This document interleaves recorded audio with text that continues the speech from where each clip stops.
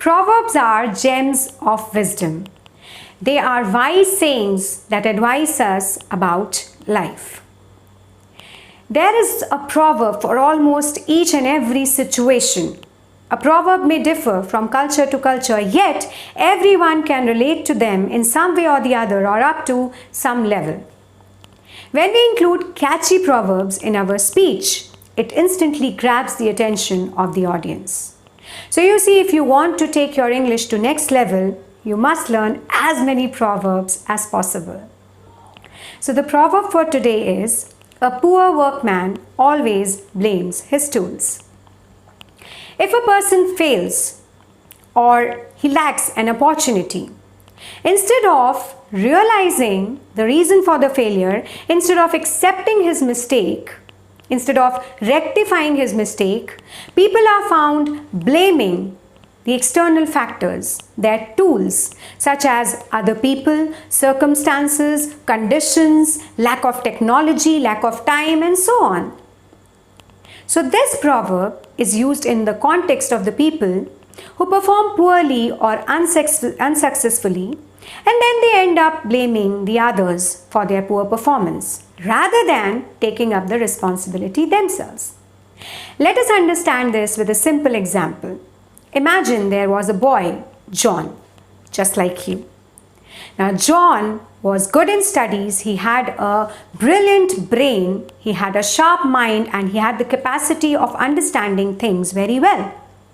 But he had a bad habit too. He wasted his time, he never revised or practiced whatever was told to him in school, he never listened to his teachers and parents. Even during his exams, he ended up wasting his time in watching television and playing video games. As a result, in his finals, John was unable to write anything in his exam. When the results arrived, he got a good scolding from his mother. Then, instead of accepting his mistake of not preparing well, he ended up blaming the teachers. He said, the teachers in the school are least bothered whether we are understanding what they are telling us or not. And above all, the question paper was way too difficult. Everything was out of syllabus. He never accepted his mistake that he was not prepared well for the exams. A poor workman always blames his tools. So you understand the proverb. Now let us see how we can use this proverb in sentences. The cricketer cursed the unkempt pitch for his bad performance. A poor workman always blames his tools. When Jenny burned her cake in the oven and said the voltage fluctuation was the reason, her husband chuckled and he said, a poor workman always blames his tools. So now you know how to use this proverb in your day-to-day conversation.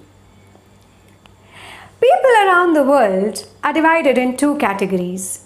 Category A are the people who are talented and skilled and are willing to take the responsibility for their mistakes and failures. Category B is the people who always find excuses and escape from their responsibilities. The former category people, because they learn from their mistakes, they are the people who attain growth, fortune, and success in their life and career.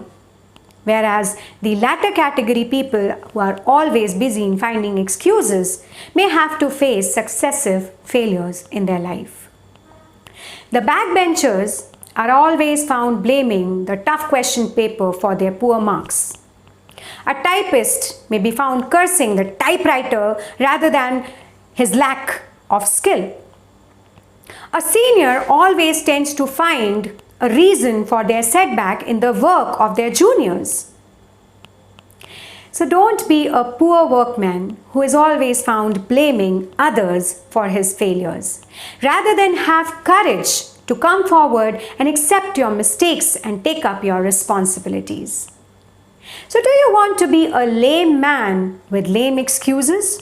Or do you want to hone your skills in such a manner that your tools do not affect the quality of your performance? Or do you want to polish your talents in such a manner that the circumstances, conditions, people, and environment do not lower down your performance?